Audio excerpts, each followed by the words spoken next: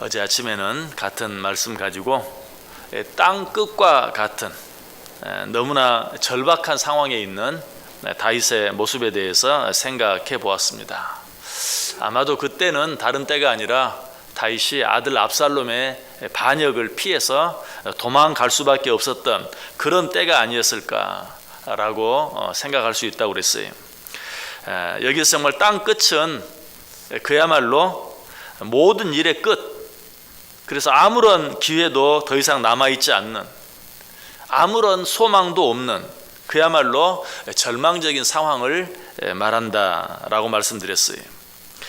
그러나 그런 땅 끝과 같은 아무런 기회도 없고 아무런 소망도 없는 그런 땅 끝도 믿음 안에 있는 우리들에게는 새로운 시작이 될 수 있고 새로운 기회가 될 수 있고 새로운 소망이 될 수 있다라고 말씀드렸습니다. 자, 그렇다고 해서 땅 끝이 저절로 새로운 기회가 되고 새로운 소망이 되는, 새로운 시작이 되는 그런 것은 아니에요. 땅 끝과 같은 상황이 우리에게 새로운 기회가 되게 하기 위해서는, 새로운 소망이 되게 하기 위해서는 어떻게 해야 하는가? 그것은 기도하는 것이. 다윗은 이 사실을 알았어요. 그래서 이 땅 끝에 서 있는 다윗이 한 일은 하나님께 기도하는 일이었어요. 1절 2절 자체가 다윗의 기도죠. 하나님이여 나의 부르짖음을 들으시며 내 기도에 유의하소서. 내 마음이 약해질 때에 땅 끝에서부터 주께 부르짖으오리니 나보다 높은 바위에 나를 인도하소서. 여기 하나님이여 나의 부르짖음을 들으시며 또 내 기도에 유의하소서. 내가 주께 부르짖으오리니 나보다 높은 바위에 나를 인도하소서. 다윗이 지금 이 땅 끝과 같은 곳에서 뭐하고 있어요? 하나님께 기도하고 있는 것을 보게 돼요. 그냥 기도하는 것이 아니라 부르짖으며 간절히 기도하고 있는 것을 보아요. 여기서 우리는 땅 끝의 의미를 한 가지 더 보게 되는 거예요. 땅 끝은 어떤 곳인가? 바로 기도해야 할 장소예요.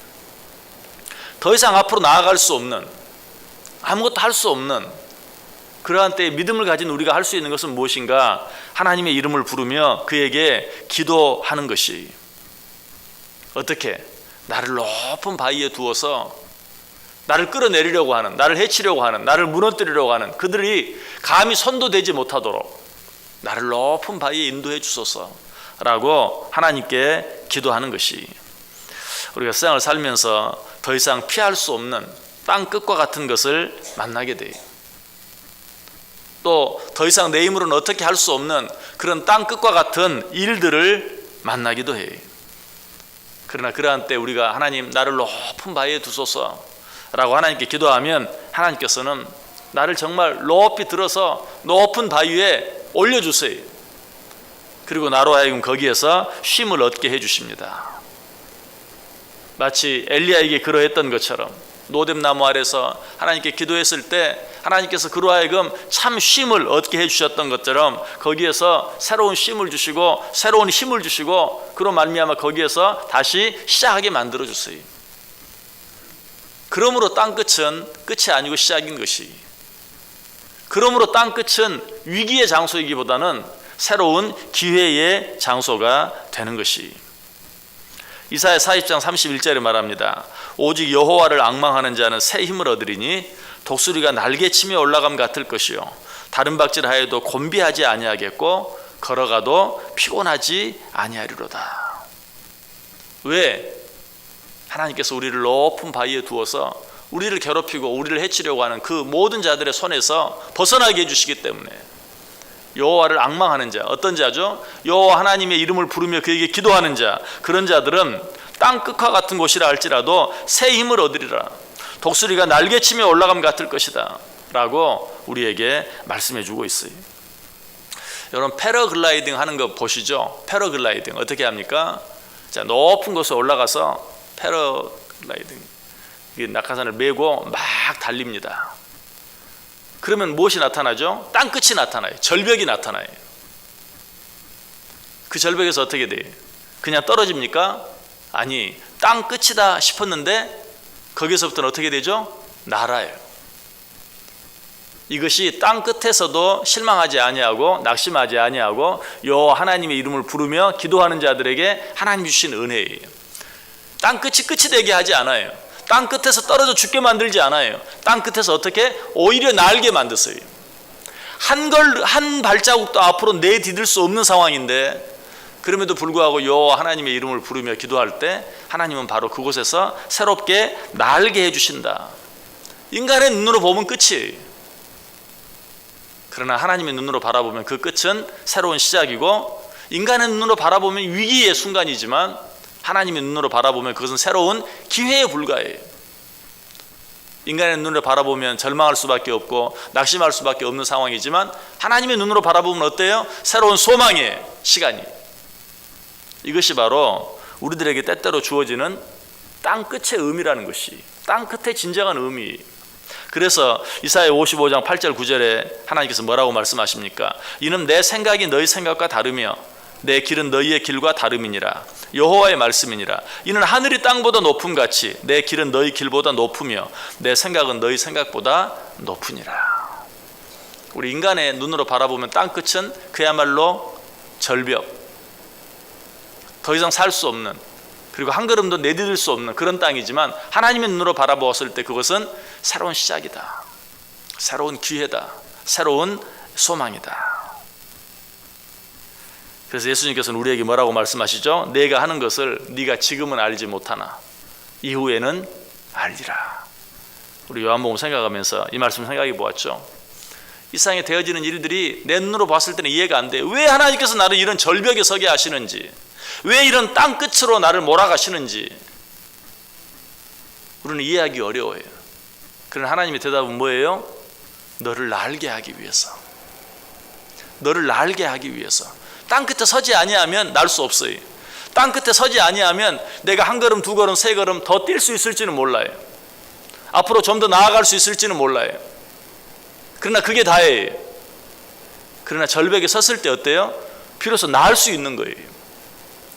하나님은 우리로 하여금 그렇게 만들어 주신다라는 것이, 여러분 앞에 어떤 땅 끝과 같은 어떤 일들이 있습니까? 어떤 상황이 있습니까? 그 일 속에 감추어진 하나님의 뜻을 헤아려 보시길 바랍니다.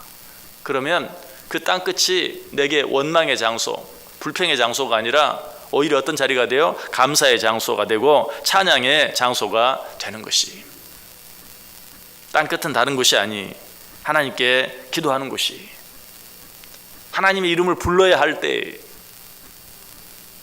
그런 줄 알고 우리는 땅 끝에 있을 때 하나님께 기도해야 돼요. 뭐라고? 나를 높은 바위로 인도해 달라고, 거기에서 쉼을 얻게 해달라고. 여러분, 하나님께서 여러분에게 뭐라고 말씀하십니까? 그 말씀들이 비록 내 인간의 경험으로는 도무지 이해할 수 없다 할지라도, 인간의 지식으로는 도무지 받아들일 수 없다 할지라도 그 말씀에 순종해 보세요. 절벽이 변하여 땅끝이 변하여 날게 되는 기적의 장소가 돼요. 예레미야 32장 44절에 보면 베냐민 땅과 예루살렘 사방과 유다 성읍들과 산지의 성읍들과 저지대의 성읍들과 네겝의 성읍들에 있는 밭을 은으로 사고 증서를 기록하여 봉인하고 증인을 세우리니 이는 내가 그들의 포로를 돌아오게 함이니라. 여호와의 말씀이니라. 하나님께서 예레미야 선지자에게 말합니다. 네가 네 앞에 있는 저 모든 땅들을 은을 주고 사라. 저 밭을 사라. 저 땅을 사라. 예레미야가 말합니다. 뭐 하시게요? 왜? 당시 이스라엘 백성들이 다 바벨론으로 포로로 끌려가고 아무도 없었거든요. 왜 저 땅을 사게 하십니까? 농사지을 사람도 없는데. 그때 하나님의 대답이 뭐였습니까? 내가 포로들을 돌아오게 하겠다. 하나님이 하시는 일이 항상 그래요. 우리로서는 이해할 수 없고 받아들일 수 없는 그런 일들을 우리에게 허락하시고 명령하세요. 우리 할 일은 뭐예요? 순종하고 따라가는 것뿐이. 그렇게 하면 하나님께서는 그 모든 것들이 변화의 무엇이 되도록, 기적이 되도록, 기회가 되도록, 시작이 되도록, 소망이 되도록 바꾸어 주시는 것이다. 여러분, 예수님 당시, 초대교회 당시 대제사장들과 사두개인들이 예수님을 시기하여서 예수님뿐만 아니라 예수를 전하는 사도들을 잡아 옥에 가두는 그러한 모습들을 우리가 보게 되죠. 그때 어떻게 했습니까? 특별히 베드로가 감옥에 갇혔을 때 교회들이 어때요? 깨어 기도했던 것을 보게 돼요. 그때 감옥 문이 열리고 착고가 풀려지고 베드로가 그 감옥에서 나오게 되는, 복음을 전하던 사도들이 감옥에 갇혀서 죽게 되는 그런 상황은 그야말로 땅 끝이, 이제는 모든 것이 끝나는 것과 같은 상황이었어요. 그러나 그때 교회들이 실망하지 아니하고 낙심하지 아니하고 하나님께 기도했을 때 그 모든 착고들이 풀려지는, 그리고 기적이 일어나는, 베드로가 다시 나와서 더 크게 더 놀랍게 복음을 증거하는 그런 일들이 일어났던 것을 보게 돼요. 땅끝은 어떤 곳이라고요? 기도해야 할 곳이. 기도하면 어떻게 됩니까? 땅끝이 변하여 새로운 시작이 돼요. 땅끝은 끝이 아니라고 그랬어요. 새로운 시작이 돼요. 위기의 장소가 변하여 기회의 장소가 돼요. 절망의 장소가 변하여 소망의 장소가 돼요. 여러분, 어떤 땅끝에 서 있든지 바로 그것이 하나님의 이름을 부르며 기도해야 할 장소인 줄 알고 오늘 다윗처럼 하나님께 부르짖어 보세요. 주여 나의 부르짖음을 들으소서. 주여 나의 기도에 유의하소서. 주여 내 기도를 들으시고 나를 높은 바위에 올려주소서. 그렇게 기도할 때 하나님께서 우리를 정말 높은 바위에 올리셔서 나를 시기하는, 나를 미워하는, 나를 넘어뜨리려 하는 어떤 세력도 감히 손가락 하나 내게 댈 수 없는, 나를 건드리지도 못하는, 하나님께서 나로 하여금 평안히 쉬게 하시고 하나님께서 오히려 내게 새 힘을 주시고 하나님께서 오히려 내게 새 기쁨을 주시는 그 은혜를, 절벽에서 하나님께 기도함으로 말미암아 그 은혜를 체험하며 살아갈 수 있는 저 여러분 꼭 될 수 있기를 주님의 이름으로 간절히 축원합니다. 기도하겠습니다. 사랑과 은혜가